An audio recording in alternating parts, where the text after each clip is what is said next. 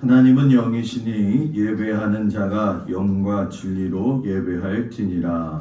아멘. 경배 찬양 23장 찬양합니다.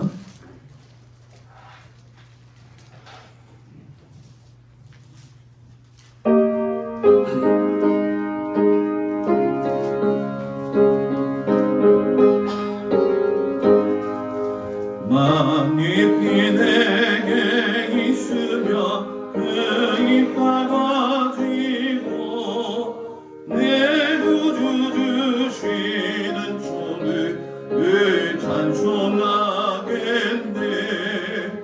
내 은혜로 신 하나님 날 놓아주시고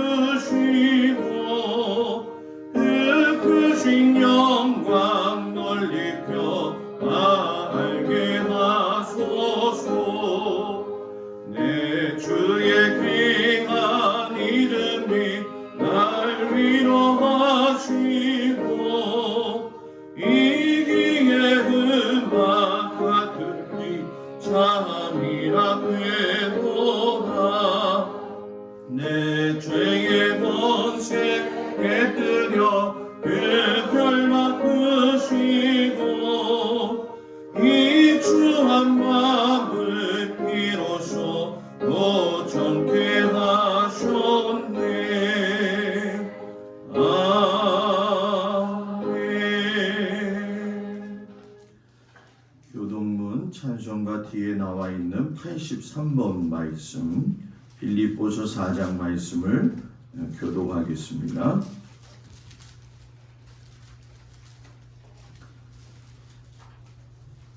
주 안에서 항상 기뻐하라. 내가 다시 말하노니 기뻐하라.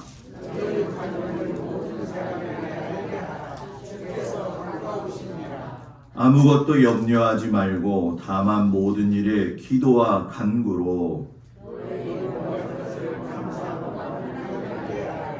그리하면 모든 지각에 뛰어난 하나님의 평강이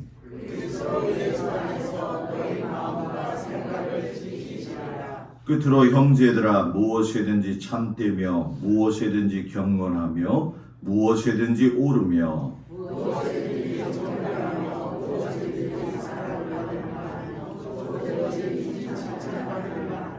무슨 덕이 있든지 무슨 기름이 있든지 이것들을 생각하라. 그리하면 평강의 하나님이 너희와 함께 계시리라. 아멘.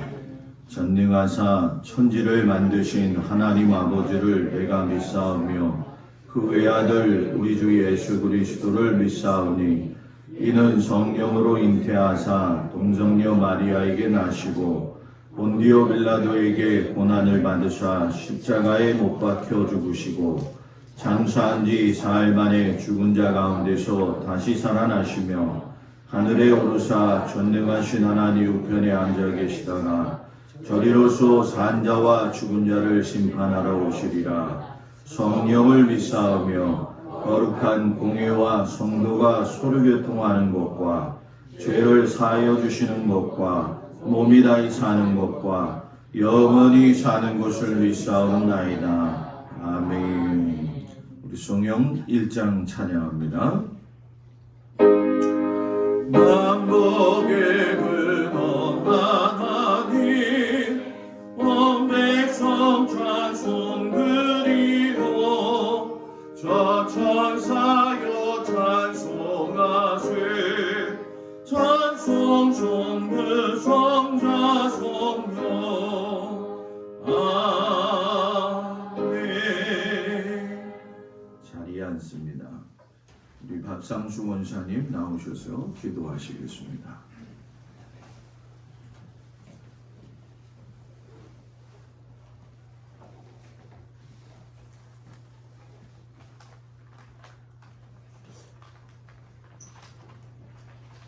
다 같이 기도하시겠습니다. 우리의 삶의 주인이신 전능하신 하나님, 그 크신 사랑에 감사합니다. 아멘. 지난 한 주간도 세상의 험한 풍파 속에서 우리의 삶을 지켜주시고 안전하게 인도하시니 감사합니다. 아멘. 이 시간 기쁨으로 예배하며 영광 돌리고자 하나님 앞에 나왔습니다. 저희들에게 한량없는 자비와 긍휼을 베푸시고 진심으로 하나님을 기뻐하는 예배를 드리게 하여 주시옵소서. 아멘. 이 시간 코로나19로 어려움을 겪고 있는 세계 만방에 하루속히 코로나19가 종식되어서 평화로운 삶이 되도록 도와주시옵소서.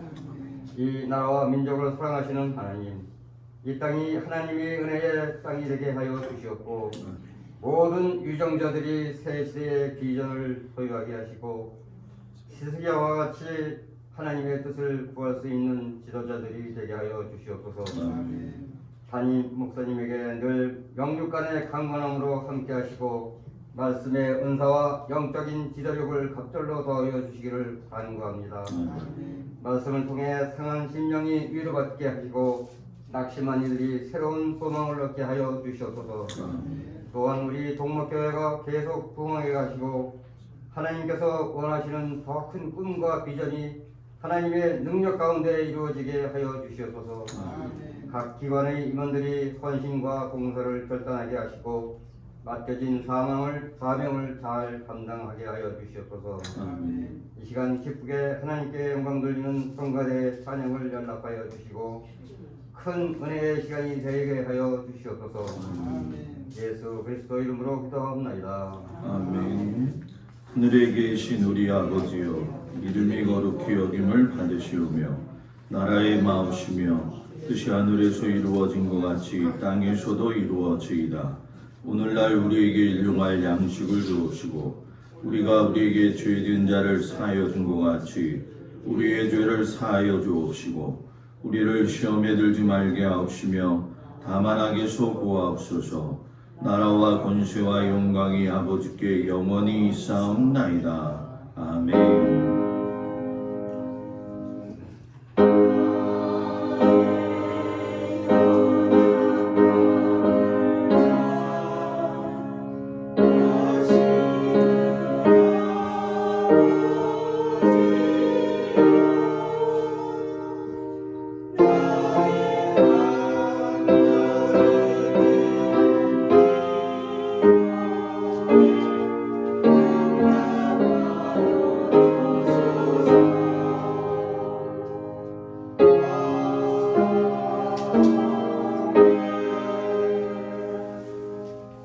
하나님이 오늘 우리에게 허락하신 말씀을 보도록 합니다. 미가서 6장 1절에서 8절까지 말씀을 먼저 보도록 하겠습니다.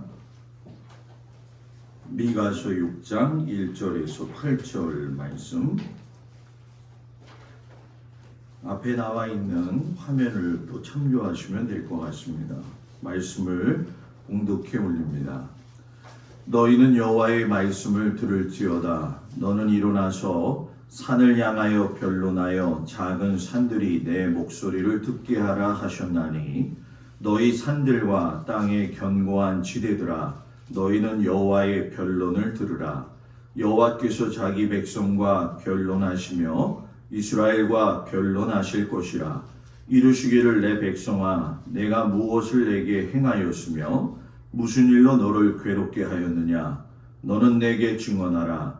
내가 너를 애굽 땅에서 인도해 내어 종노릇 하는 집에서 속량하였고 모세와 아론과 미리암을 내 앞에 보냈느니라. 내 백성아, 너는 모압 왕 발락이 꾀한 것과 보올의 아들 발람이 그에게 대답한 것을 기억하며 시딤에서부터 길갈까지 이를 기억하라. 그리하면 나 여호와가 공의롭게 행한 일을 알리라 하실 것이니라. 내가 무엇을 가지고 여호와 앞에 나아가며 높으신 하나님께 경배할까? 내가 번제물로 1년 된 송아지를 가지고 그 앞에 나아갈까? 여호와께서 천천의 순양이나 만만의 강물 같은 기름을 기뻐하실까? 내 허물을 위하여 내 맏아들을 내 영혼의 죄로 말미암아 내 몸에 열매를 드릴까? 사람아, 주께서 선한 것이 무엇임을 내게 보이셨나니 여호와께서 내게 구하시는 것은 오직 정의를 행하며 인자를 사랑하며 겸손하게 내 하나님과 함께 행하는 것이 아니냐. 아멘. 고린도전서 1장 18절에서 31절까지 말씀을 제가 봉독하겠습니다. 고린도전서 1장 18절에서 31절 말씀. 십자가의 도가 멸망하는 자들에게는 미련한 것이요 구원을 받는 우리에게는 하나님의 능력이라. 기록된 바 내가 지혜 있는 자들의 지혜를 멀하고 총명한 자들의 총명을 폐하리라 하였으니 지혜 있는 자가 어디 있느냐 선비가 어디 있느냐 이 세대의 변론가가 어디 있느냐. 하나님께서 이 세상의 지혜를 미련하게 하신 것이 아니냐.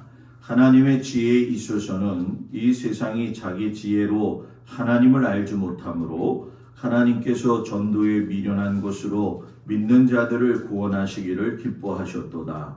유대인은 표적을 구하고 헬라인은 지혜를 찾으나 우리는 십자가에 못 박힌 그리스도를 전하니 유대인에게는 거리끼는 것이요 이방인에게는 미련한 것이로되 오직 부르심을 받은 자들에게는 유대인이나 헬라인이나 그리스도는 하나님의 능력이요 하나님의 지혜니라. 하나님의 어리석음이 사람보다 지혜롭고 하나님의 약하심이 사람보다 강하니라.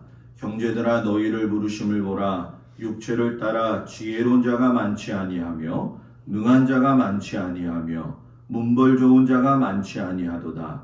그러나 하나님께서 세상에 미련한 것들을 택하사 지혜 있는 자들을 부끄럽게 하려 하시고 세상에 약한 것들을 택하사 강한 것들을 부끄럽게 하려 하시며 하나님께서 세상에 천한 것들과 멸시받는 것들과 없는 것들을 택하사 있는 것들을 폐하려 하시나니 이는 아무 육체도 하나님 앞에서 자랑하지 못하게 하려 하심이라. 너희는 하나님으로부터 나서 그리스도 예수 안에 있고 예수는 하나님으로부터 나와서 우리에게 지혜와 의로움과 거룩함과 구원함이 되셨으니 기록된 바 자랑하는 자는 주 안에서 자랑하라 함과 같게 하려 함이라. 아멘. 마태복음 5장 1절에서 12절까지 말씀이 되겠습니다. 마태복음 5장 1절에서 12절까지 말씀.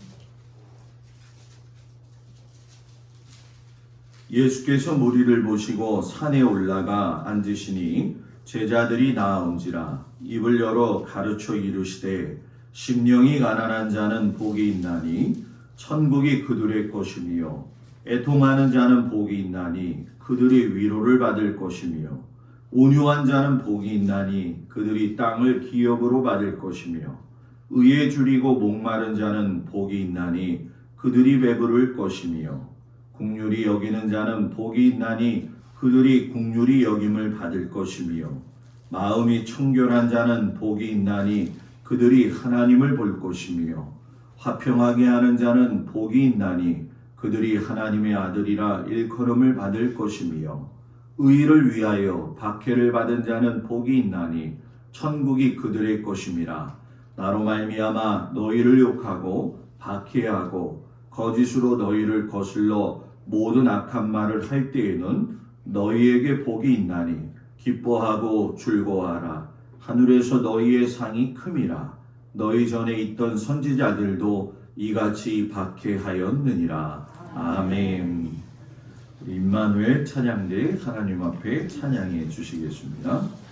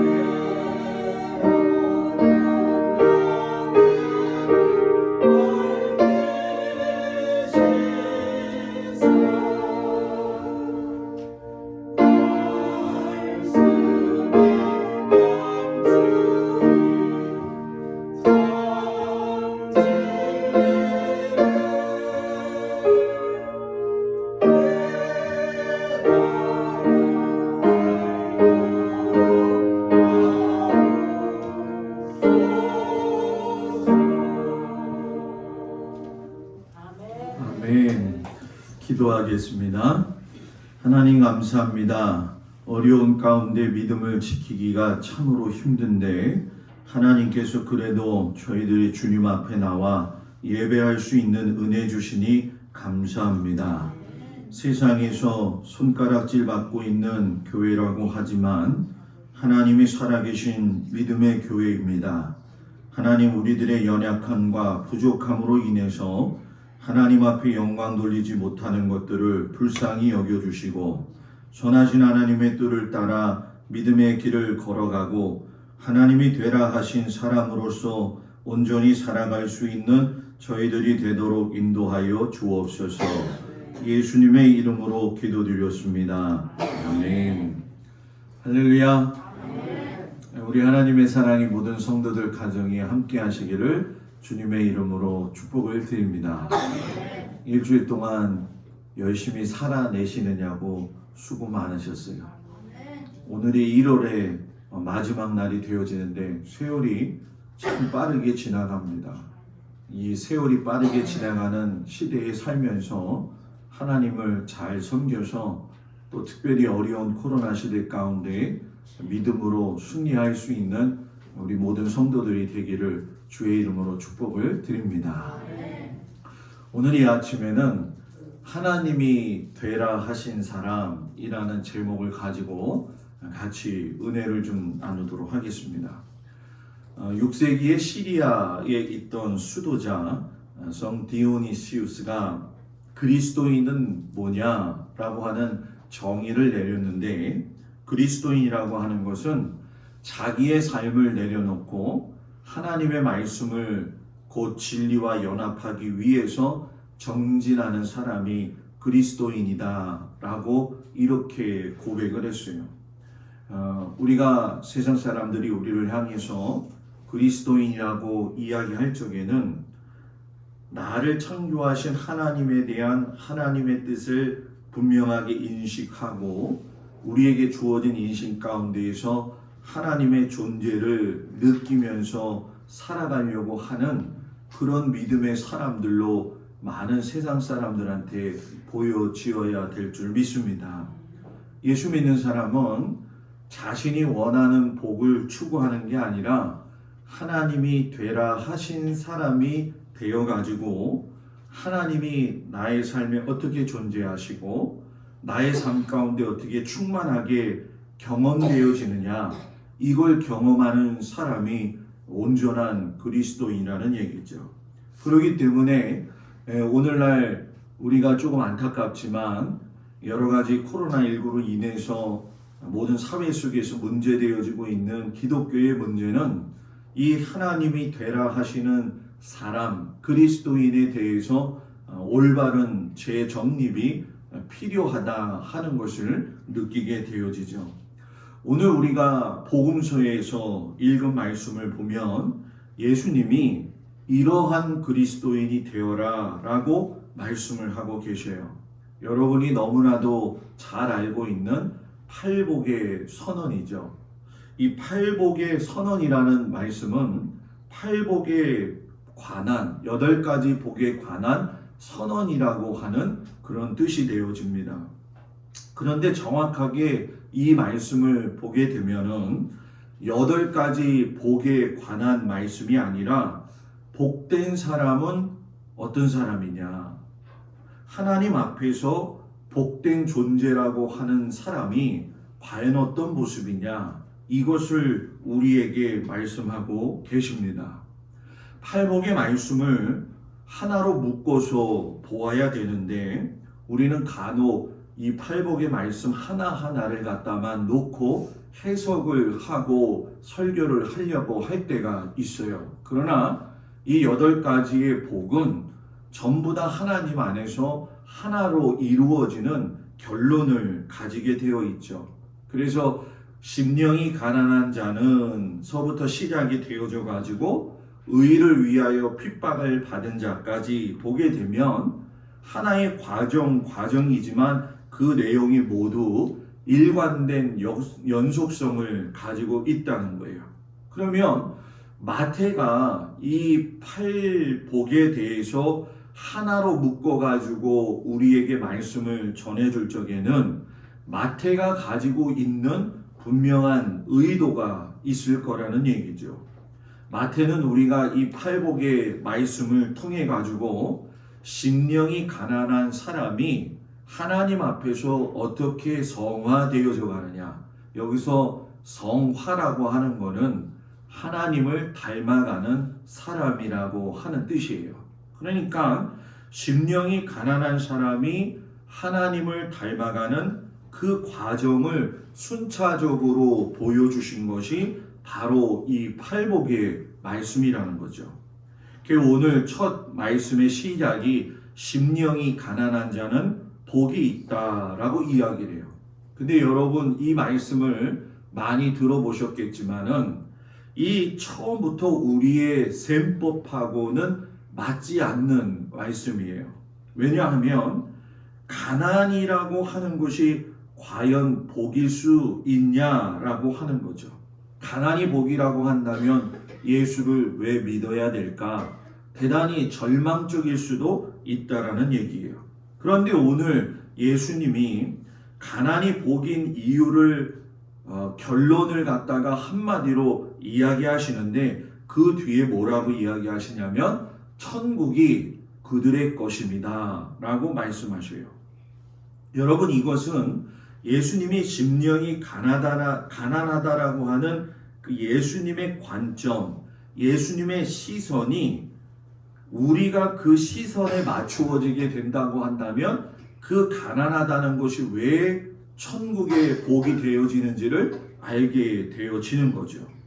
그래서 여러분 예수님이 말씀하시는 가난이라고 하는 단어의 뜻을 잘 이해해야 되는데 이 가난을 갖다가 번역을 하게 되면은 그 뒤에 복이 있나니라고 하는 것과 연결해서 이야기할 때 마카리오스라고 이야기를 해요. 이 마카리오스라고 하는 뜻은 뭐냐면 복이 있다라고 하는 뜻이기보다는 복되다라고 하는 뜻이에요. 그 말이 그 말인 것 같지요. 그런데 잘 새겨보면 좀 달라요. 복이 있다. 그 사람이 복이 있네. 그러면 그 사람이 가지고 있는 어떤 상태를 이야기하는 게 복이 있다라는 거예요. 그러나 복되다. 저 사람은 복되다. 복되었네. 이렇게 얘기를 하면 그 사람의 존재 자체를 이야기하는 거죠. 그러니까 예수님이 심령이 가난한 사람들을 복된 존재다. 이렇게 말씀을 하시는 거예요. 심령이라는 단어가 주격이 아니다 보고 역격이다 보니까는 이 역격은 헬라어에서 모든 관계를 나타낼 때 하시는 말씀이에요. 이 얘기는 뭐냐면 심령이 가난한 자다라고 하는 것은 성령과의 관계에서 영이 가난한 자다라고 하는 걸 말씀하시는 거예요. 우리는 가난하다 생각하니까 물질적으로 돈이 없으면 가난하다 이렇게 생각을 하는데 예수님은 가난한 사람이 누구냐 하면 성령님과의 관계에서 영이 가난한 사람이 가난한 자다라고 이야기해요.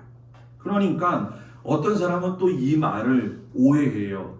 심령이 가난한 자가 복이 있다 하니까 그러면 마음을 비우고 살라는 것입니까? 아니에요. 실상 알고 보면 영이 가난한 사람들의 특징은 하나님하고의 관계가 깨어진 자들이에요. 하나님이 우리를 만드셨을 적에 하나님의 온전한 사람으로 만드셨는데 죄를 짓고 우리가 하나님 앞에 범죄함으로 인해서 죽을 수밖에 없는 존재가 되었잖아요. 그럼에도 불구하고 우리가 예수를 믿었지만 하나님 말씀대로 살지 못할 때 하나님의 관계가 깨어졌다 이렇게 얘기를 하거든요. 그러니까 이 관계가 깨어진 자들을 위해서 예수님은 여러분 뭐예요? 이 땅에 오셨다는 거죠. 예수님이 40일 동안 광야에서 단식을 하시고 나서 마귀의 시험을 통과하신 후에 갈릴리에 오셔서 이 모든 말씀들을 전하실 적에 자기의 사명을 이야기하셨어요.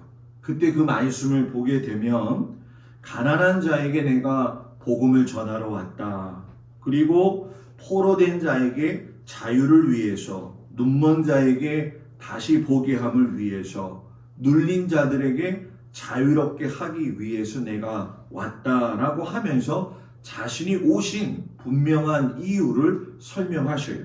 그러니까 여기서 말하고 있는 가난한 자, 포로된 자, 그리고 눈먼 자, 눌린 자들이 여러분 뭐예요? 실상은 하나님하고의 관계가 깨어진 자들이에요. 이들의 삶이 여러분 뭡니까? 바로 우리들의 삶이었다는 거예요. 하나님을 알고 있는 것 같지만 마음속에 하나님과의 관계가 소원해져서 내 영이 가난해졌고, 내가 주님을 믿노라 하면서도 세상 것에 의해서 포로되어지고, 보는 것을 제대로 보아야 되는데 보지 못한 눈을 가지고 있을 적에 우리는 눈이 달려 있지만 눈먼 소경과도 같다라는 거예요. 이런 상태를 하나님께서 꿰뚫어 보시고서는 예수님과 성령님을 우리 가운데 보내셨다라는 거죠. 그래서 주님이 심령이 가난한 자는 복이 있나니 라고 했을 적에 그 뒤에 말씀이 중요한데 뭐라고 이야기하냐면 천국이 저희 것입니다. 아마 지난주에 설교를 들으셔서 기억하실 텐데 세례 요한이 처음 왔을 적에도 회개하라 천국이 뭐예요? 가까이 왔느니라 라고 이야기했죠. 그리고 예수님도 회개하라 천국이 뭐예요? 가까웠느니라 라고 이야기하셨어요. 천국이 가까웠다라고 이야기하시고 오늘 말씀에서는 천국이 가까이 온 게 아니라 천국이 누구 거라는 거예요? 우리 것이라고 이야기하시는 거예요. 그런데 이 천국이 우리 것이라고 하는 것이 어디에서 시작이 되어지냐? 심령이 가난해야 된다는 거예요. 그러면 목사님, 심령이 가난한 게 뭡니까? 하나님 앞에서 회개하라 천국이 가까이 왔다 이 말씀을 들었을 적에 맞습니다. 주님, 내가 하나님 앞에 부족한 모습을 가지고 온 죄인이었습니다. 하나님, 나를 불쌍히 여겨주세요. 나의 삶을 굽어 살펴주세요. 나를 하나님 안에서 새롭게 해주세요 라고 기도하는 그 사람을 하나님은 심령이 가난한 사람이다 라고 이야기하시는 거죠. 그러니까 여러분의 심령이 하나님 앞에서 가난해지면 가난해질수록 나의 삶에 자존심도 사라질 것이고 나의 고집스러운 마음도 뭐예요? 사라지고 주님이 아니시면 저는 살 수가 없습니다 라고 하는 고백이 나오죠. 그런데 그 천국이 임하기 위해서 뒤에 예수님이 뭐라고 이야기하시냐면 마음이 청결한 자는 복이 있나니 그들이 하나님을 뭐예요? 볼 것이다 라고 이야기해요. 오늘 설교는 팔복을 연결해서 이야기하기 때문에 잘 귀 기울여 들어보셔야 돼요. 가난한 자에게, 심령이 가난한 자에게 천국이 너희 것이야 그런 말씀을 주시더니만 그 가난한 심령이 천국이 임하기 위해서는 마음이 뭐라고요? 청결해져야 된다는 거예요. 근데 이 마음이 청결하다라고 하는 얘기는 여러분 뭐예요? 주님과의 관계에서 청결하다는 거예요. 사람들이 청결해야 합니다. 깨끗해야 합니다. 그러면 사람들과의 관계 속에서 깨끗하고 청결해야 된다라고 생각을 해요. 그런데 여러분 세상 살아보면서 느껴보지만 사람과의 관계에서 깨끗하고 청결하게 살 수 있나요? 남을 속일 수밖에 없는 그런 내 자신의 모습을 볼 때가 많이 있지요. 그렇기 때문에 주님이 말씀하시는 건 뭐냐?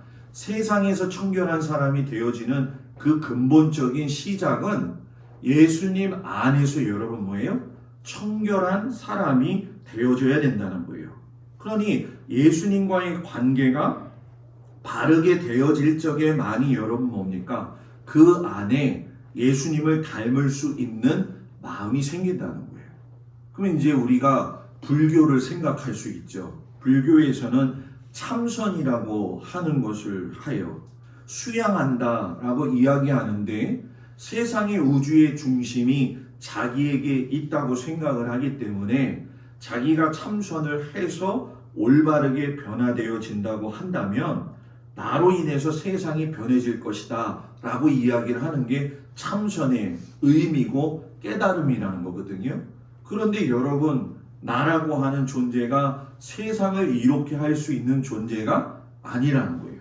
왜? 살다 보니까 나도 거짓말을 할 때가 있고 악한 모습을 가지고 대할 때가 있고 남을 사랑하지 못하고 살 때도 있기 때문에 불완전한 존재라는 거죠. 그러니까 저도 그렇고 여러분들도 그렇고 우리는 실패할 수밖에 없는 것이고 장담하지 못한다라는 거죠. 그러니까 마음이 청결해야 된다는 건 하나님과의 관계 속에서 내 존재가 어떤 존재인지를 바르게 알아야 된다는 거예요. 참 이게 좀 어렵지요. 그래서 쉽게 생각하면은 이런 얘기예요. 내가 내 아버지하고의 관계가 좋지 않다. 만약에 육적인 부모하고의 관계가 좋지 않을 경우에 어려서부터 그 자녀가 자라남에 있어서 선한 영향력을 받지 못해요. 내 아버지가 매일 술 먹고 바람 피고 딴짓만 하고 두들겨 패고 집안 가세를 갖다 집어 던지는 아버지였다고 한다면 내 마음속에서는 그 아버지에 대한 억하심정이 일어나겠죠. 뭐 아버지가 저래. 그래서 아들도 삐뚤어진 삶을 살아가게 되는 게 세상 이치라는 거예요. 그런데 아버지와 관계가 바르게 되다 보면 내가 저 아버지를 존경해야지. 참 우리 아버지는 존경할 만한 분이네 하고선 아버지의 모습을 보고 닮아가는 것처럼 주님과의 관계가 바르게 세워지면 믿음이라고 하는 것은 세상 안에서 깨끗한 모습으로 청결한 모습으로 세워진다라는 거죠. 그러면 주님하고의 관계를 바르게 세우기 위해서 예수님이 그 뒤에 하시는 말씀이 뭐냐 하면 애통하는 자는 뭐예요? 복이 있나니 저희가 위로를 받을 것입니다. 애통한다. 애통한다고 이야기하니까 막 가슴 아파하는 어떤 안타까움을 이야기하는 것인데 이 안타까움이 무엇이냐면 나를 보는 거예요. 내가 하나님 안에서 믿음으로 살려고 노력했던가? 내가 주님 말씀대로 살기 위해 얼마나 하나님 앞에 무릎 꿇었는가? 속상해하는 거죠. 내 모습이 하나님 앞에서 정말로 믿음대로 살려고 했는데도 불구하고 살지 못할 때의 그 안타까움이 여러분 뭐예요? 애통하는 사람이라는 거예요. 내가 그런 마음을 가지고 있을 때 주님이 여러분 뭡니까? 우리에게 말씀하시는 거죠. 내가 다 안다. 너의 연약함을 내가 다 위로한다. 그러니까 하나님 앞에 애통하는 사람을 주님은 여러분 뭐예요? 위로해 주신다는 거예요. 그 위로가 여러분 다른 말로 파라칼레오라고 이야기하는데 이 파라칼레오라고 하는 얘기는 뭐냐면 가까이 부르신다라는 거예요. 그냥 멀리 서가지고 먼 관계 속에서 내가 너 위로할게 그게 아니라 가까이 오셔서 여러분 뭡니까? 품에 안으시고 우리를 갖다가 위로해 주신다는 거예요. 이 위로를 많이 받게 되어지면 내 안에 사랑의 은혜가 충만하게 되어지니까 하나의 변화가 일어나요. 하나님의 말씀을 자꾸 먹게 되며 내 삶에 대한 것들을 뒤돌아보게 되고 내가 왜 이렇게 주님 말씀대로 살지 못했을까 하는 마음이 되어질 적에 주님이 내 안에서 너는 그렇게 살아도 연약하니까 괜찮아. 내가 너를 도울 거야. 위로해 주실 적에 그걸 느끼게 되면 변화가 오는데 그게 뭐냐? 바로 온유한 사람이 되어진다는 거예요. 그 온유한 사람이 되어질 적에 땅을 기업으로 받는다라고 말씀을 하셔요. 근데 이 온유하다라는 말씀이 성경에 참 많이 나옵니다. 이 온유함은 너그럽고 관대하고 겸손한 마음을 이야기하는 거예요. 여러분, 누가 온유했나요? 성경에 보게 되면 모세가 이 세상의 모든 사람들의 온유함보다도 더 지면에 승하였다, 이렇게 이야기를 해요. 여러분, 우리가 잘 아는 것처럼 이 모세는 굉장히 자기 고집이 강했던 사람이고 자기 의의가 많았던 사람이에요. 그런데 그가 하나님을 만나고 나서는 자기의 연약함, 부족함을 내려놓았을 적에 온유한 마음으로 품고서 230만 명이나 되는 이스라엘 백성들을 갖다가 이끌고 갈 수가 있었던 거예요. 여러분, 가다가 누가 남이 저한테 당신은 왜 그렇게 살아요? 당신 때문에 내가 이렇게 못 살겠어요 라고 이야기하면 화가 날까요, 안 날까요? 우리 교회는 다 착해서 화가 안 나나 봐요. 저는 화가 많이 나요. 그럴 때가 많이 있어요. 그죠? 생각해 보세요. 모세가 사람들 이끌고 갔는데 기껏 해가지고 바다 건너왔더니만 물 없다고, 물이 쓰다고 화내잖아요. 그때 여러분, 화가 나가지고서는 진짜 모세가 큰 소리를 쳐도 될 상황인데 참잖아요. 너무 참는 그 모습 속에서 어떤 모습이 보여지느냐? 바로 여러분 뭡니까? 온유한 모습이 나온다는 거예요. 그래서 이 온유한 모습은 사람들이 착각하는 것이 있어요. 진짜 하나님의 사람의 아름다운 모습은 내면의 성품에서 나오는 거예요. 근데 우리는 그런 얘기를 하죠. 목사님, 사람이 태어난 기질이 있는데 그 기질이 하나님 안에서 바뀔 수 있습니까? 바꿀 수 있을까요? 못 바꿀까요? 기질 자체는 그대로 있어요. 그런데 하나님이 그 기질을 선하고 아름답게 만들어 가신다는 거예요. 어떤 사람은 불같은 기질이 있단 말이에요. 그런데 그 불같은 기질이 화를 내고 화를 참지 못했던 그 사람이 나중에 그 기질이 어떻게 변화되어지냐? 주님 때문에 못 살겠다, 주님 때문에 살아야 되겠다라고 하는 기질로 적극적인 모습으로 바뀌게 되어진다는 거죠. 이 온유함도 마찬가지예요. 내가 남을 너그럽게 여길 수 있는 것도 실상 여러분, 처음부터 배워서 나간다라고 하는 마음은 가지지 말아야 돼요. 배워서 신앙생활을 하는 게 아니라 이치를 알아야 되고 그것이 터득이 되어질 적에 깨달을 수 있는 것이 온유한 자의 마음이라는 거죠. 그래서 여러분, 온유한 사람은 항상 자기 자신을 살펴볼 줄 알아요. 내가 하나님 안에서 어떠한 심성을 가지고 살아가는가. 여러분, 그 텔레비에 가끔 보게 되면 다큐멘터리에서 도공이 나오잖아요. 그죠? 도공이 나와가지고 그 어렵게 만든 도자기를 갖다가 며칠을 갖다가 밤낮을 세워가지고서는 만들어가지고서는 끄집어내요. 근데 가만히 앉아가지고서는 그 도공이 하는 일을 보면은 그 도자기를 갖다가 면밀히 살펴보다가 우리가 눈으로 볼 때는 괜찮은데 그걸 갖다가 갑자기 어떻게 해요? 꿰뚫어 버려요. 저는 그때 그 마음이 들더라고요. 저걸 놔주지 왜 하필이면 깰까? 그게 속마음이잖아요. 그죠? 그런데 도공하고 저하고 다른 점이 뭘까요? 도공은 이것이 가치 있느냐 없느냐를 알고 있는 거예요. 저같이 눈이 조금 모자란 사람은 그냥 겉 외형의 모습을 보지만 도공은 여러분 뭡니까? 그 도자기가 가지고 있는 진정한 가치를 알고 있기 때문에 하찮은 것이라 생각하고 진짜를 만들어내기 위해서 깨어낼 수 있다라는 거죠. 여러분, 신앙생활도 마찬가지라는 거예요. 오늘 산상수훈 설교의 중심에 보게 되면 예수님께서 그런 말씀하시잖아요. 하늘에 계신 너희 아버지의 온전하심과 같이 너희도 온전하라. 온전하다라고요? 하나님처럼 내가 어떻게 온전할 수가 있어요? 라고 겁이 나는 것이 사실이지만 여기서 말하는 온전함이라고 하는 건 도공이 그 도자기의 부정함을 보고 깨어내는 것처럼 내가 연약합니다.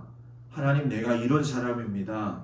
내가 부족한 사람입니다. 라고 자기를 내려놓고 하나님 앞에 자신의 모습을 적나라하게 보여주는 그 사람이 여러분 뭡니까? 바로 아버지의 온전하심과 같이 온전해질 수 있다라는 거예요.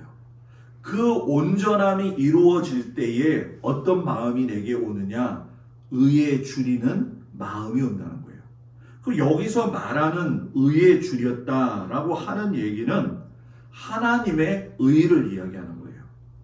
의라고 이야기하니까 사람이 생각하는 의로운 또는 의리 있는 것으로 생각하고 오해할 때가 있어요. 그러나 여기서 말하는 의는 하나님의 의예요. 하나님의 말씀대로 살고자 하는 의. 내가 죄짓지 아니하고 하나님 앞에 온전한 모습으로 살아가기 위한 의. 이것에 대해서 너희가 뭐라고요? 목말라야 된다라고 이야기해요. 여러분, 목이 마르면 뭘 마셔야 돼요? 물을 마셔야 돼요. 목이 마르면 물을 입술에 넣어서 적실 적에 나의 목마름이 해소가 되어지는 것처럼 하나님을 바로 알고 하나님 말씀대로 살면 내 안에 하나님에 대한 목마름이 채워지게 되어지면 누구를 닮아가게 되어 있어요? 하나님을 닮아가게 되어 있는 거죠. 그런데 오늘 예수님이 우리에게 20절에서 그런 말씀을 하셔요. 너희 의가 서기관과 바리새인보다 더 낫지 못하면 결단코 천국에 들어가지 못한다. 왜 이 말씀을 하셨을까요? 바리새인들과 서기관들은 하나님의 율법을 잘 지키고 있는데 그 행동하는 의로운 모습이 하나님이 진짜 원하시는 의로운 모습이 아니라는 거예요. 하나님의 의, 하나님의 말씀대로 살다가 보면 율법적 행위를 하는 것보다 더 중요한 것이 아니라 율법이 말하고 지키는 것을 완성하는 것이 더 중요하다는 거죠. 쉽게 설명할까요? 이런 거죠. 사람을 사랑해야 된다. 그래서 사랑하는 모습을 가지고 아유 잘 지내셨어요? 라고 하면서 사랑의 언어를 쓰는 사람이 있다 할지라도 그 속에 음흉한 마음이 있어서 사랑이라는 단어를 이야기로 내뱉고 있지만은 그 마음 속에서 여러분 뭡니까? 사랑하는 마음이 없는 사람. 사랑하는 마음이 없는 사람. 그 사람은 이중인격을 가지고 있는 것이고 거짓된 모습을 가지고 있는 것이죠. 그래서 여러분 의로운 사람은 자비로운 사람이 돼요. 자비로운 사람이 된다는 것은 여러분 뭡니까? 남을 긍휼히 여길 수 있는 사람이 된다는 거예요. 이 긍휼함이라고 하는 건 여러분 뭡니까? 하나님의 마음에서 흘러나오는 거예요. 긍휼히 여긴다니까 우리는 어쩐 의미에서 이런 생각을 해요. 그냥 불쌍하게 생각하면 긍휼히 여기는 거 아닌가? 여러분 하나님이 우리를 보실 적에 단순히 불쌍하셔서 우리를 긍휼히 여기시나요? 그게 아니라는 거예요. 우리의 영혼 자체가 보시기에도 너무 안타깝고 정말 하나님이 붙들어 주셔야겠다는 마음이 있기 때문에 긍휼의 마음을 가지고 살아보신다는 거죠. 저는 목회하면서 이 긍휼의 사람을 본 적이 있어요. 지난번에 제가 한번 우리 모든 성도들한테 이야기했지만 제가 서울에서 목회할 적에 정말 저를 물심양면으로 뒤에서 기도하시고 도와주신 권사님이 있다고 그랬죠. 건어물 가게 1평, 2평 정도 되어지는 그 권사님. 제가 이야기했죠. 그 권사님이 웃을 때 어떻게 웃는다고 그랬어요? 하! 하고 웃는다고 그랬잖아요. 그 권사님이 암으로 돌아가시기 전에 남들이 무시했었어요. 왜 무시했냐면은 본인 스스로도 마음속에 어떤 마음이 있었냐면 나는 배다른 자식의 모습이 가지고 태어났지. 나는 부끄러운 존재지. 이런 마음을 가지고 있던 분이에요. 그런데 학교 공부도 잘 못하셨겠죠. 그죠? 그리고 건엄을 하고 하다 보니까 스스로 자존감이 굉장히 낮으셨을 거 아니에요? 그런데 그분이 하나님을 알아가면 알아갈수록 다른 사람이 자신에 대해서 평가하는 것보다도 내가 하나님 앞에서 어떤 사람인가를 늘 고민하고 기도하셨어요. 그러면서 국률의 사람으로 되어져 가는데 하나님께서 하시는 말씀을 듣는 훈련이 되어지는 거예요. 요걸 좀 믿음이 없는 사람이 듣다 보면 하나님의 음성을 어떻게 들어 사람이. 그런데 여러분 들려요. 저도 듣거든요. 하나님께서 이런 마음을 주실 때, 저한테 마음을 주실 때 제가 느껴지고 깨달아지거든요. 경험되어지거든요. 권사님한테 길을 가다가 교인을 보게 되면 하나님이 갑자기 그런 말씀을 하신다는 거예요. 야, 경혜야, 저 사람 지금 너무 힘들어. 가가지고 너 도와줘. 내가 도와줄 힘이 어디 있어요? 하나님. 그러면 하나님께서 기발하게 머릿속에 생각나게 하는 비상금을 떠올리게 하신다는 거예요.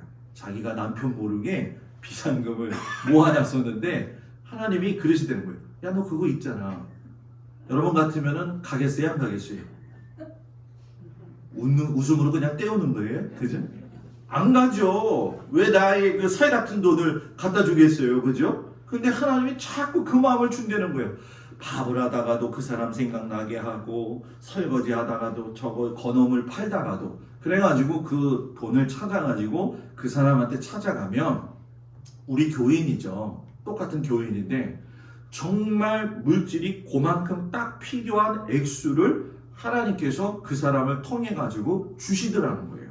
근데 이게 한두 번이 아닌 거예요. 어떨 때는 지나가다가도 어떤 얘기까지 듣게 되냐면, 야, 저 사람 지금 배고프다니까 가서 밥 사줘라 이런다는 거예요. 하나님이. 우리들이 들을 적에 목사님, 하나님이 무슨 밥 사줘라까지 얘기를 해요. 그런데 그 말을 믿고 가게 되면 그 예수 믿지 않는 사람의 길거리 지나가는데도 그 사람이 불쌍한 마음이 들어가지고 밥을 사주면 또 그 사람도 또 쫓아가서 밥을 먹어요. 그러니까 어떤 의미에서 보면 세상 사람들이 보는 의미에서는 이거는 가당치도 않은 얘기죠. 이런 마음은 하나님이 주셔야 되는 거예요. 하나님이 주셔야 되는 거예요. 그 권사님이 집을 팔아가지고 3층 건물의 집이었어요. 집을 팔아가지고서는 남편 모르게 돈을 모아가지고 그 집을 샀는데 자녀들을 좀 도와줄 일이 있어가지고서는 집을 팔았죠. 근데 어느 날 갑자기 저한테 오더니 목사님 그러더라고요. 왜요? 그랬더니 하나님이 목사님한테 지금 이 돈을 갖다 줘가지고 연약하고 힘든 교회 또는 선교사님들을 도와주시라고 이야기해요. 그러면서 저한테 얼마나 갖고 왔냐면 1,000,000원을 가지고 왔어요. 그럼 우리는 그러죠. 야, 그 사람 돈 많나 보다. 목사님한테 1,000,000원이나 갖다 줘. 근데 그분은 정말 가난한 사람이에요. 그 1,000,000원을 가져와서 목사님 이건 저의 피와 살이 들어있는 그런 돈인 거 아시죠? 당연히 알죠. 그래가지고선 그 권사님과 함께 필리핀에 있는 선교사님, 그리고 저 아프리카에 있는 선교사님, 그리고 이 한국 교회 안에서 연약하고 불쌍한 교회 30교회를 선정을 해가지고 그걸 고스란히 다 돌려서 나누어 줬어요. 그 뒤에 하나님께서 그의 가정에 사랑하는 세 자녀 딸을 갖다가 지키시고 인도하시는 그 모습을 볼 적에 참 저런 사람 드물다 이런 마음을 가졌어요. 제가 이 말씀을 여러분들한테 드린 것이 시험이 되라고 이야기하는 게 아니라 하나님은 그런 방법으로 긍휼을 베푸시는 걸 하시더라는 걸 제가 직접 목격했다는 거죠. 그런 물질은 감히 사람이 함부로 손을 대어서도 안 될 돈이죠. 그런 모습들을 제가 보면서 기도하는 것이 예수를 믿는다는 건 입으로 예수를 믿는 것이 아니라 정말로 하나님 안에서 다른 사람을 긍휼히 여길 수 있고 불쌍히 여길 수 있는 마음이 있다고 한다면 그 사람 참 은혜스러운 사람이다. 은혜스러운 사람이다. 그 긍휼히 여기는 사람이 어떤 마음의 상태를 가지게 되느냐? 화평하게 한다는 거예요. 이건 화목이라는 얘기죠. 남을 긍휼히 여기는 사람이 남하고 싸울까요? 안 싸울까요? 싸우지 않는다는 거예요. 그럼 목사님, 예수 믿는 사람은 싸우지 말라는 건가요? 고민되죠. 저는 여러분들한테 이야기를 해드릴게요. 화평하게 하는 사람이 하나님의 사람이라고 한다면 내가 하는 삶의 어떤 행동이 하나님 앞에 영광을 돌리지 못하도록 만드는 문제가 있다고 한다면 그거는 싸울 만한 거예요. 그죠? 싸울 만한 거죠. 또 이 말 듣고서는 뭐 나가서 맨날 싸우면 안 돼요. 그죠? 이것이 하나님 앞에 영광을 돌리지 못하는 일이라고 한다면 그걸 가지고 싸울 수 있어야 되죠. 그러나 간혹가다 내가 억울한 일을 당할 적에 하나님하고 관계되지 않았을 적에 때로는 나도 사람이니까 사람들한테 괜히 여러분 트집 잡히고 어려움 당할 때가 있어요. 누구한테 하소연해야 될까요? 그 사람 쫓아가서요? 옆에 있는 사람들한테 이야기한다고 될까요? 천만의 말씀이에요. 내가 어려움이 있고 나의 안타까운 마음이 들고 억울한 마음이 있어가지고 사람한테 이야기를 하잖아요. 그러면 사람이 그래 참어 이거는 잠시 들을 수 있지만 그 마음의 분노를 가라앉히질 못해요. 그런데 시편에 보면 이거를 하나님께 토한 사람이 있어요. 누구냐면 다윗이에요. 여러분 잘 생각해 보세요. 자기 아들이 자기를 죽이러 오는 거예요. 그 아들 피해가지고 산으로 도망가는 아버지의 심정이 어떻겠냐는 거예요. 그때 다윗이 여러분 뭡니까? 저 원수를 밟아 죽이십시오. 우리의 입에서 어떻게 그런 말이 나와요, 목사님? 그런데 사람한테 하지 않고 하나님한테 하는 것은 여러분 뭐예요? 하나님이 들으신다는 거예요. 긍휼의 마음을 가지고 있으니까 화평하게 되어질 적에 남을 갖다가 화목시켜줄 수 있는 다리의 역할을 하는 사람이 진정한 그리스도인이고 하나님이 되라 하신 사람의 모습이라는 거죠. 보복을 금해라, 원수를 사랑해라. 보복하고 미워하는 것이 하나님의 뜻은 아니잖아요. 우리가 원수라고 여기는 대상도 하나님의 눈에는 원수가 아닐 수도 있어요. 왜냐하면 악인과 선인들에게 주님은 뭡니까? 하나님은 똑같은 해를 비추시고 또 똑같은 여러분 뭡니까? 비를 내리신다라는 거예요. 그러니 우리가 살아가면서 악한 자를 대적하지 말아라. 원수까지도 사랑할 수 있어야 된다. 그러면은 목사님 진짜 오른쪽 뺨 맞으면 왼쪽 뺨 대어야 됩니까? 라고 했을 적에 여러분 정말 힘들지만 눈물이 나도록 우리는 그 문제를 가지고 씨름해야 된다는 거예요.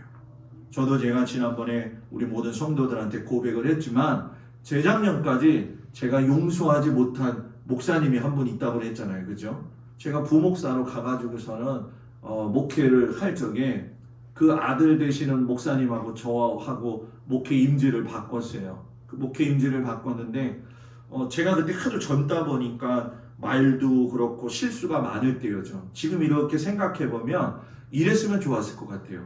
제가 실수가 많았을 적에 김 목사 이러이러한 건 이렇게 봤을 때 이게 더 낫지 않을까? 이렇게 얘기해주면 사람이니까 생각할 수 있고 들을 수가 있잖아요. 근데 그게 아니라 저도 실수했지만 그분이 옹고집스러운 부분이 있기 때문에 저한테 그러더라고요. 짐 싸가지고 나가. 지금 남의 일이니까 별로 이렇게 안 오죠. 애들 막 키우고 있는데 짐 싸가지고 나가 그러는 거예요. 짐 싸가지고 나가. 어디로 가라는 얘기예요, 목사님? 저기 간성 아시죠? 강원도 간성에 고성 위에 거기 저기 교회 있으니까 거기 가. 교인이 2명 있다고 하더라고요. 거기서 또 제가 생각했죠. 뭘 생각했을까요? 목회를 해야 되나 말아야 되나 또 고민을 했죠. 너무 미운 거예요. 그 목사님이 진짜 잠이 안 오도록. 그때 저희 집사람은 너무너무 힘들어가지고 진짜 불면증이 온 게 정도가 아니라 지금도 생각하면 뭐 감당할 수 없는 그런 어려움들이었어요. 그런 상황들이 있고 아이들을 갖다가 키우는 상황에서 너 나가. 똑같은 자식이 있는 부모의 입장에서 저럴 수 있는가. 그래서 목회를 그만두려고 할 적에 제가 아는 목사님이 저한테 야, 너 강경으로 좀 내려가라 그러시더라고요. 그 강경이 어디 있는지도 몰랐어요. 강경은 저가라는 곳이잖아요. 그죠? 그래가지고 하루아침에 짐을 다 싸가지고선 강경으로 내려가가지고서는 목회를 하기 시작을 했는데 그 목회하는 교회 목사님이 원래 나이가 좀 많으신데 우리 주민등록상에 나이가 좀 적게 신고되어지는 경우가 있잖아요. 그죠? 제가 가서 신방하는 것도 싫어하고 나 누구랑 만나서 이야기하는 것도 싫어하고 저 집에 누가 들어가나 이렇게 쳐다보고 계시고 너무너무 힘든 거예요. 그 상황 속에서 제가 이 원인의 발단이 되어진 그 목사님이 너무 미워가지고 재작년까지도 미웠어요. 생각하기도 싫고 그 목사님 생각하면 화가 나고 내 인생 삐뚤어지게 만든 사람이다. 그런데 그분을 어느 선교지에 가가지고서는 원수는 어디에서 만나요? 외나무 다리에서 만나요. 비행기를 탔는데 세상에 그 수많은 비행기에 그 수많은 나라 중에 그 수많은 사람 중에 앞에서 제가 미워하는 목사님이 그 비행기 안으로 걸어 들어오는 거예요. 너무 놀란 거죠. 그런데 제 머릿속에서는 무슨 생각부터 하냐. 저거 내려가지고선 짐을 빨리 찾아가지고서는 빨리 나가야지. 저런 사람은 보기도 싫어. 이런 마음을 딱 가지고 있으니까 비행기 문이 활짝 열리니까 제가 앞에 앉았잖아요. 그러니까 제가 후다닥닥 하고 나갔죠. 그래가지고 속으로 생각할 적에 내가 제일 일찍 나왔으니까 짐을 빨리 찾아가지고 나와야지. 근데 기가 막히게 그 원수 되신 목사님이 세 번째로 나오더라고요. 그 세 번째 나오고 나서 짐을 같이 찾으려고 할 때 저하고 눈이 딱 마주쳤는데 저에게 하시는 말씀이 뭐냐면 벌써 십몇 년, 한 20년 정도 된 거죠. 김 목사 잘 있었어? 하는데 그 김 목사 잘 있었어라는 이야기가 그 단어가 그날 제 마음에 심금을 울렸어요. 왠지 모르게 저 김 목사 잘 있었어가 자기의 그 삶의 어떤 고백 같은 내용으로 저한테 들려지니까 이상하게 하나님이 그날 그 마음을 녹여주시더라고요. 그래서 그 목사님을 미워하는 거에서 사랑하는 걸로 바뀌게 됐어요.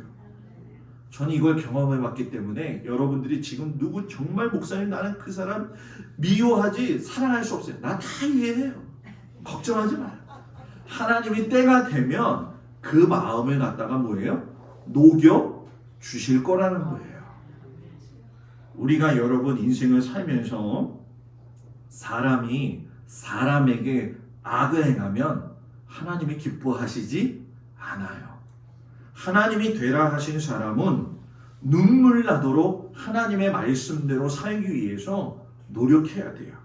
오늘 미가 선지자가 그런 얘기 하잖아요. 내가 번제물로 된 1년 된 송아지를 드리고 천천의 순양을 드린다 할지라도 하나님이 기뻐하실까? 기뻐하실까요? 아니에요. 그러면서 미가 선지자가 뒤에 뭐라고 이야기하냐? 여호와께서 내게 구하시는 것은 오직 정의를 해하며 인자를 사랑하며 겸손하게 내 하나님과 함께 행하는 것이 아니냐. 마태가 예수님의 입술을 통해서 그런 사람이 누구냐? 하나님의 아들이라 일컬음을 뭐예요? 받으리라 라고 이야기해요. 그러니 여러분 사도 바울이 십자가의 도가 멸망하는 자들에게는 미련하는 것이요 구원을 받는 우리에게는 하나님의 능력이라고 하는 그 모습이 어떤 말씀이겠어요? 그 원수들을 사랑하라고 하고 말도 안 되는 상황 속에서 하나님을 의지하라고 하는 것들이 세상 사람들이 볼 때는 야 저거 예수 믿는 사람들 미련한 거 아니야? 이렇게 볼 수 있다라는 거예요. 그럼에도 불구하고 우리가 그런 상황에서 천국을 느낄 수 있는 것은 세상 사람들이 우리를 향해서 미련해 보인다고 이야기하는 것이 중요한 것이 아니라 예수의 마음을 가지고 살아가는 것이 진정한 삶의 우리들에게 원하시는 하나님의 모습이라는 거죠. 저는 설교를 마무리하면서 여러분들한테 그런 이야기 하고 싶어요. 요즘 여러분들 매스컴을 보면 마음이 무겁잖아요. 그죠? 교회 얘기가 나오고 손가락질 받고 저도 댓글들을 봐요. 그러면 입에 담지 못할 댓글들이 있어요. 그걸 바라보면서 여러분들이 위축되지 않았으면 좋은 게 뭐냐면, 저는 분명히 말씀을 드리지만 교회 안에서 저런, 기독교 안에서 저런 스타일의 모습이 나와서 결과가 이루어졌다라고 하는 건 딱 한 가지예요. 그건 뭐냐, 하나님의 말씀을 자기의 해석으로 만들어서 선포되어지는 건 부정적인 결과를 세상으로부터 나올 수밖에 없어요. 그러나 하나님의 말씀대로 그걸 명심하고 그 뜻 안에서 살려고 노력하는 사람은 오늘 이 팔복에 나와 있는 것처럼 자기의 마음을 가난하게 하고 남을 돌아볼 줄 알고 화목하게 할 줄 알고 남에게 선한 모습을 가지고 살아갈 수 있도록 하는 것이 진정한 하나님의 뜻이라는 얘기죠. 얼마나 실수합니까 목사들이 말로써, 그죠? 조롱하고 정부를 비판하는 데 있어서도 지혜롭지 못하고 그 아이들을 이끌어가면서도 지혜롭지 못하고. 여러분, 예수 믿는 사람은 지혜로워야 돼요. 우리 믿음의 성도들을 주님 앞에 축복하는데 하나님이 되라 하신 사람, 오늘 이 말씀처럼 하나님, 난 부족하지만 하나님이 함께 해주시면 할 수 있습니다. 주님 뜻대로 살기를 원합니다 하면서 세상과 하나님의 교회와 균형 있게 살아갈 수 있는 지혜스러운 그런 하나님이 되라 하신 사람이 되기를 주의 이름으로 축복을 드립니다. 기도하겠습니다. 선하신 하나님, 우리에게 지혜를 주셔서 정말로 하나님이 기뻐하시는 사람, 하나님의 아들이라 일컬음을 받는 사람 되게 하여 주옵소서. 예수님 이름으로 기도드렸습니다. 아멘. 우리 453장 읽으시면서 하나님 앞에 귀한 예물 드리겠습니다.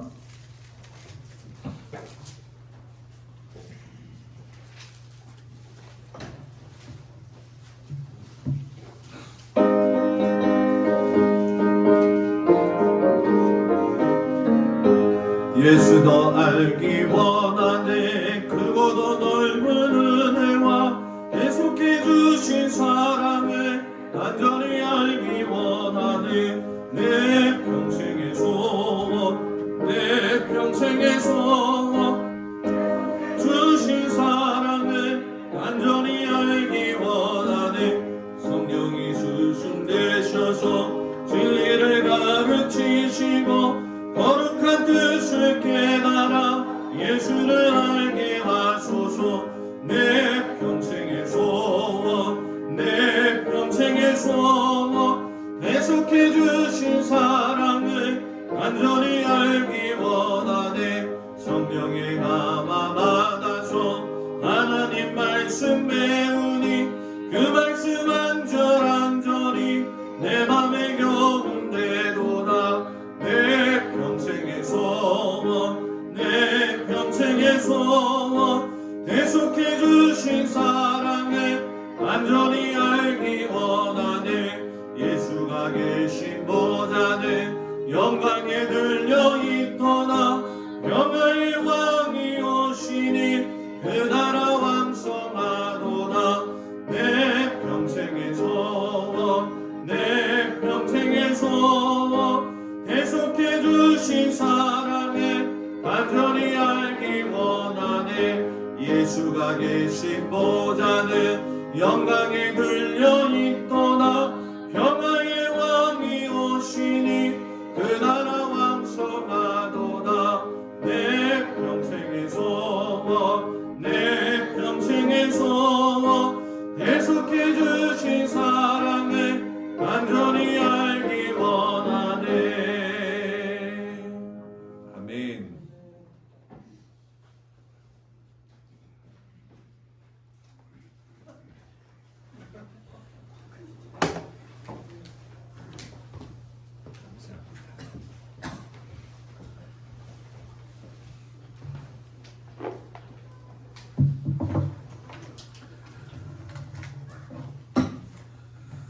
하나님 앞에 11조 김정린 권사님, 김홍열 권사님, 장석원 권사님, 신종표 집사님, 김용옥 권사님, 한종수 장로님, 박청자 권사님, 곽덕일 권사님, 김수자 집사님, 정경순 권사님, 고승준 집사님, 고인희 권사님, 박상수 권사님, 김정자 권사님, 김필권 장로님, 강민숙 권사님, 김용길 장로님, 김혜자 권사님, 감사원금, 김영미 성도, 오수연 어린이, 김필권 장로님, 강민숙 권사님,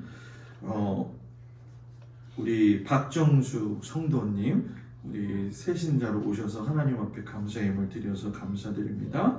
한순예 권사님, 정광태 권사님, 이복순 권사님, 저가 바쳤고요. 부인의 장로님, 조근자 권사님, 한정수 장로님, 박창자 권사님, 김정희 권사님, 각덕일 권사님, 김수자 권사님, 차범래 권사님 신방 감사로 예물 드렸습니다. 하나님 앞에 기도합니다. 날마다 우리의 삶을 주관하시는 아버지 하나님, 하나님으로 인해 기뻐할 수 있는 저희들이 되도록 주님 축복하여 주옵소서.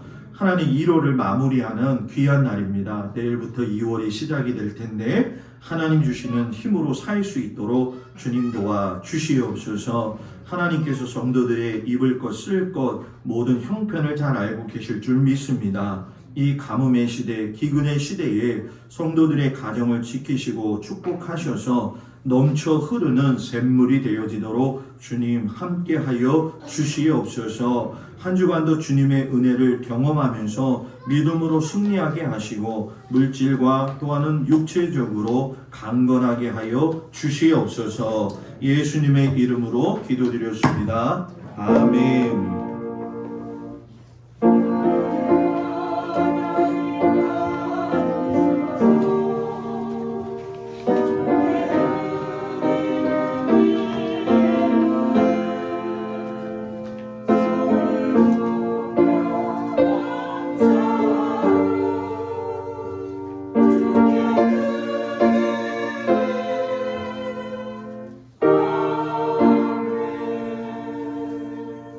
할렐루야.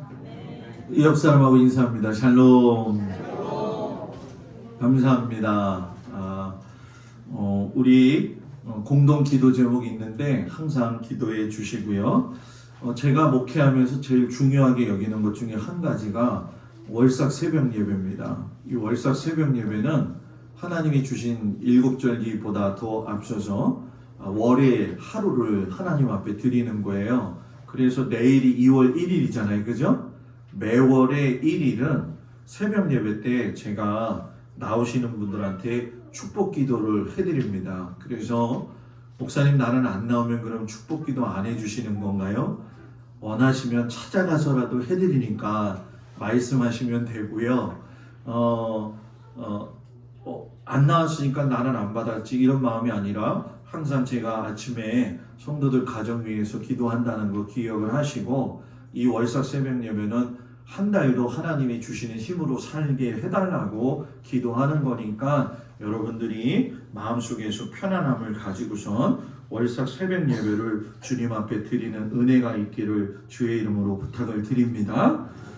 제가 내일 월삭 새벽 예배 드리고 아침에 조금 출타했다가 화요일 날 돌아오겠습니다. 기획위원회에게 말씀은 드렸어요. 가정에 좀 대소사가 있어서 멀리 갔다 와야 되기 때문에 그렇다 했는데 갔다 오는데 여러분들이 기도해 주시고 이날 새벽 인도는 우리 김필권 장로님이 은혜로운 설교 말씀을 전해 주실 겁니다. 아멘 하셔야죠. 그죠? 네, 그래서 준비되어진 말씀을 통해 가지고 진행되어지니까 제가 없다고 목사님 빠지니까 오늘도 나도 빠져야지 하지 마시고 같이 나오셔서 기도하시면 좋겠어요. 2월 봉사위원 보시고 기억을 해주시고요. 정경순 권사님이 퇴원을 하셔가지고 오셨습니다. 그리고 주간에 정광태 권사님이 좀 많이 아프셔서 제가 왔다 갔다 계속 살펴드리고 했는데 몸이 아프시거나 힘드신 분들은 저한테 꼭 말씀을 하셔가지고 같이 기도할 수 있도록 해주시고 몸 아픈 것도 될 수 있으면 저한테 허락받고 아프셨으면 좋겠어요. 네. 저한테 허락받고 그래서 우리 성도들이 건강하면 좋겠습니다. 아셨죠? 그리고 우리 그 박정숙 성도님이신데 잠깐만 그냥 그 자리에서 일어나 주시면 우리 동막 부동산에서 여기 같이 사시는 우리 동막골의 또 귀한 분이십니다. 그래서 박정숙 성도님이 결단하시고 지난주에 말씀을 해주시고 오늘 등록을 하셨어요. 우리 감사하는 마음으로 박수 한번 쳐드리겠습니다. 제가 박정숙 성도님 위해서 잠깐 기도할게요. 하나님, 사랑하는 우리 박정숙 성도님을 위해서 기도합니다. 예수 믿고 구원받아 하나님의 백성 되기 위해서 결단하고 나아가는 우리 사랑하는 박정숙 성도님, 그 결단 위에 주님 축복하시고 저의 믿음과 가정과 육체와 자녀들을 주님 축복하여 주시옵소서. 하나님 자녀가 되셨사오니 하나님이 책임져 주시옵소서. 예수님의 이름으로 기도드렸습니다. 아멘. 우리 그 자리에서 다 같이 일어납니다. 하나님 앞에 기도합니다. 전능하신 아버지 하나님, 은혜로우신 주님, 오늘도 하나님께서 저희들에게 살 수 있는 힘을 허락해 주신 거 감사합니다. 주님의 은혜로 살아가는 우리 성도들, 하나님을 경험하는 놀라운 은혜를 하나님 기뻐 받아 주시옵소서. 하나님께서 대라 하신 사람 되게 하여 주셔서 세상 사람들한테 손가락질 받는 게 아니라 인정받는 믿음의 자녀들 되어지도록 인도하여 주시옵소서. 1월을 잘 마무리하고 2월을 시작하려고 합니다. 우리 모든 성도들에게 큰 은혜를 부어 주셔서 영과 혼과 육이 강건하게 하여 주시옵소서. 이제는 우리 주 예수 그리스도의 은혜와 우리를 사랑하시는 하나님의 극진하신 사랑과 성령님의 위로하시고 인도하시고 돌보심이 이제 주님 안에서 하나님 되라 하신 사람 되기 위해서 고군분투하며 무릎 꿇고 기도하며 응답받기를 원하는 우리 모든 성도들 위해 영원토록 함께하여 주시기를 간절히 축원하옵나이다. 아멘.